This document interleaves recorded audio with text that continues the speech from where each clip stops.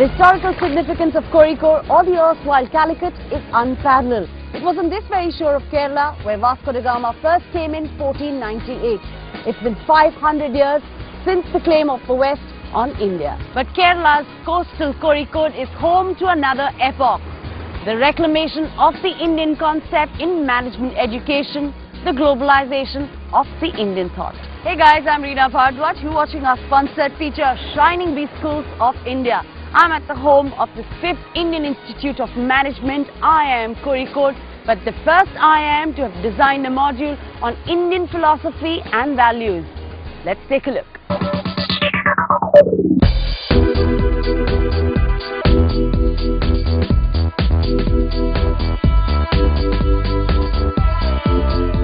No wonder why this campus is known as God's own campus, where they believe dreams do turn into reality. You have to be here to see why IIM Kozhikode is one of Asia's most beautiful campuses.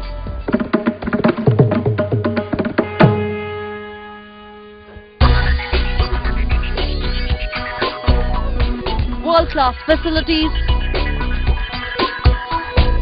luminous faculty and a wide range of academic programs. But there's more to IIMK. The institute has some grand plans for the year 2047. The man with the vision is Professor Debashish Chatterjee, and with me is Professor. Professor, you've always got this vision of Vision 2047 at the IIMK. What is this vision and how do you take it this year? Well, 2047 is when independent India becomes 100 years old and when IIMK becomes 50 years old as an institution. So we thought that there is a synergistic value here, and if India is the richest country in the world by virtue of human potential, we have to have a voice that is of planetary proportion. So globalizing Indian thought really means that things such as frugal engineering, langar, jugaad, all these will have to find a voice, a vocabulary. So far the discourse around globalization has been largely westernized in our academia. Right, and the way you've also Indianized this campus, I mean from this lovely Arjuna here to the Arjun path, even your logo has Arjun as the bow and arrow. Right. So why is Arjun such an important and integral part of a contemporary B school like IIMK? You see, the man represents not just a mythological frame. He represents aspiration of the youth of India. He represents focus. Arjuna represents commitment, determination, prowess. But more importantly, perhaps most importantly, he represents dharma, which is ethical way of conducting your professional life. You as an institute has not only left its footprints, you know, in Kerala itself or at this campus. I mean, you've spread across J&K and even the south. Right. Tell us something more about it, sir. See, from Kashmir to Kanyakumari is where India resides. You know, India is one heartbeat, one heartthrob of 1.2 billion people. Now that heartbeat has to be captured in a national institution. So we decided to open 2 digital campuses, one in Jammu, Kashmir, the other one is a real campus in Kochi. So you can see that we represent the country in a way that we should. If IIMs don't do that, who will? Thank you so much for talking to us, sir. Thank you.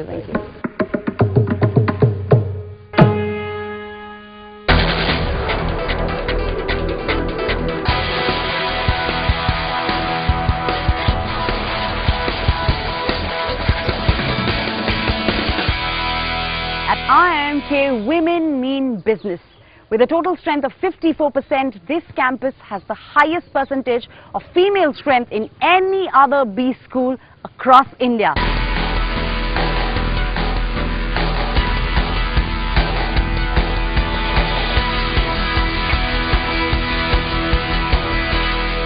Now, I may not be an IIMK pass-out, but I do have a special connect with this institute, and that's A.F. Matthew, one of my teachers who taught me back in college. It was so good to see you, sir, here. It's good to see you too. Also. One of your favorite subjects is, of course, gender equality. You've taught that to us in college, and you're teaching that subject here in college too. Do you think that there should be a reservation for women even in institutes like the IIMs and other institutes? Yes, of course. Actually, it is a very important thing because for many years we have excluded a large segment of the population, and therefore we need to be more inclusive. And IIM Kozhikode has been right from its inception in its mission and its vision we have always maintained that we need to be inclusive in our approach. For 50 years now, we have had only 10% women average as students in IIMK. And IIM Kozhikode has actually changed the entire rules of the game. And therefore, we now have to look ahead, and I hope to see all of them here in the boardroom doing all kinds of things, actually. So clearly it's all about girl power at the IIMK campus. I want to ask all you girls this. Where do you all see yourselves once you'll step out of IIMK?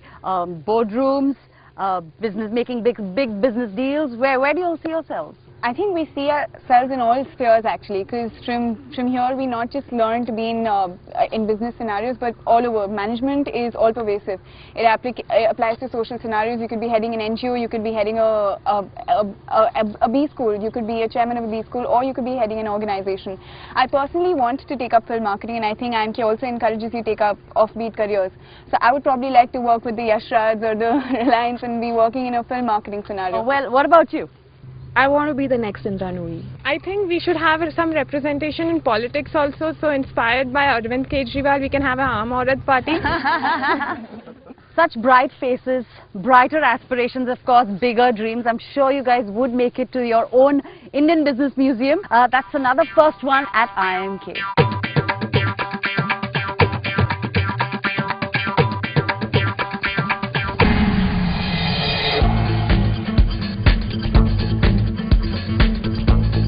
From the medieval to the modern, walking around this museum, you realize the infinite bank of knowledge we have with us.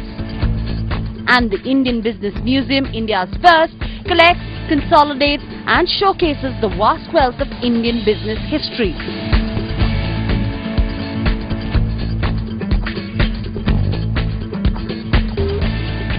This place tries to capture what the founding fathers of corporate India left behind for the world. But it's not just the Ambanis or Tatas who left a legacy. At IIMK, it's the hunger for excellence and hunger, quite literally, that drove a batch to leave a legacy of their own behind.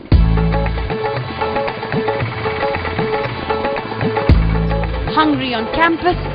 Want the food to come to you? Just go online and then the Bhook Lagi team will come to your rescue. And helping them is the official transport manager, Majid Bhai, bringing smiles on faces of the hungry lot.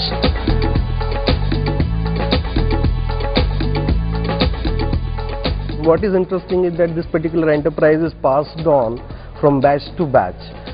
So PGP 15, for example, started this particular venture. Today we are talking about PGP 17. Last 2 years this enterprise is passed on from generation to generation. The students pass out, but the enterprise is alive on the campus. So that's one innovation. But apart from that, if you look at, this campus is looking green, but there's been a lot of effort to keep it green as well. With a strong emphasis on water conservation measures in the curriculum, the institute practices water harvesting to the core, replenishing the reservoir that makes the institute self-sufficient. As soon as you enter this campus, the first thing that you notice is its lush greenery. Then you soon notice how rooted it is, how rooted this campus is to the Indian thought and to the values of Mother Nature. As tradition goes, I'm leaving behind my green footprint.